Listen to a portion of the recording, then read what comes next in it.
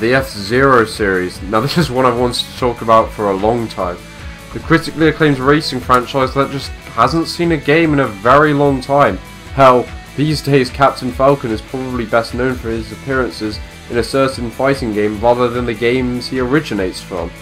On this episode, we'll be looking at the one time in the series he wasn't even there at all. And that is F-Zero Maximum Velocity for the Game Boy Advance.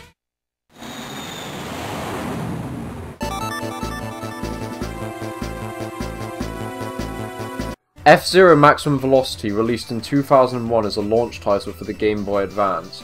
Although it's the third title in the series and comes after F-Zero X, it's clearly much more similar to its Super Nintendo counterpart. Maximum Velocity is unique as an F-Zero game in that it features an entirely different cast of characters to the rest of the series. Set 25 years after the previous entries, the game has no Captain Falcon, no Samurai Goro, no Dr. Stewart. In fact, the only character with any links to previous characters in the series is some guy who claims he's the son of Captain Falcon, though his ship clearly resembles the Blue Falcon. The game doesn't even have classic locations such as Mute City and Port Town, Mute City instead being replaced by a new location called Bianca City. Like the original F-Zero, rather than having full 3D graphics, this game uses visual tricks to give the illusion of depth while racing. It actually holds up pretty well. I mean, of course it doesn't look visually stunning, but this is a launch day Game Boy Advance game and it still looks pretty decent to this day.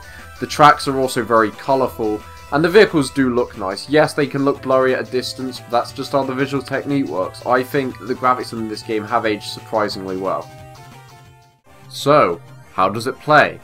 Well, if you haven't played an F-Zero game before, it's a lot more hardcore and a lot less random than Nintendo's other big racer. There are no power-ups in this game except a boost of which you only get one per lap, and winning races is truly a test of your abilities to handle corners well. One of the core reasons why this game is so enjoyable is because of how it handles. When you take on a corner, you feel in control, but it's challenging. You've got to have great timing with when to steer, when to tap the accelerate button, but nailing that tough corner is really what makes this game so satisfying. You see that bar on the top right of the screen?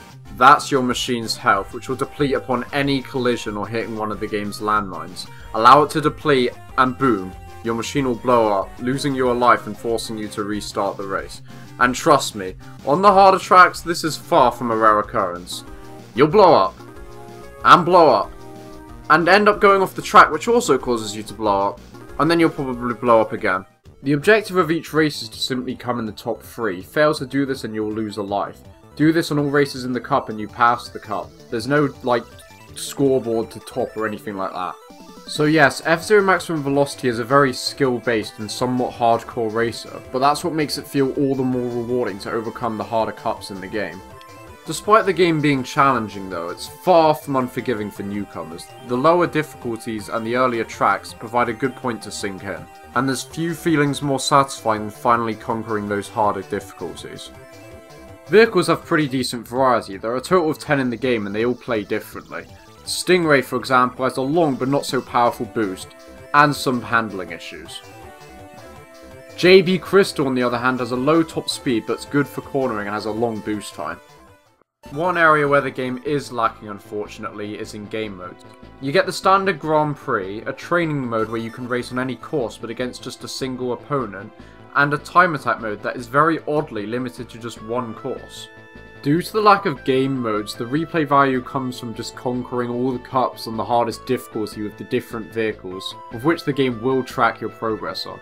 It's not a great incentive to keep playing, so it's the great gameplay that keeps the game fun for hours, rather than a large amount of content. Another area where the game is somewhat lacking is the music. It's not bad at all, and I never felt like I wanted to mute the game, but it's just nothing to the classic F-Zero themes. Overall, F-Zero Maximum Velocity still holds up today as an awesome racer with great gameplay and tight controls. It's actually my second favourite game in the series behind F-Zero GX on the GameCube. If you want to check this game out, and I highly recommend that you do, the game can be purchased on the Wii U's eShop and it's well worth the asking price. F-Zero Maximum Velocity has indeed stood the test of time. Thanks for watching.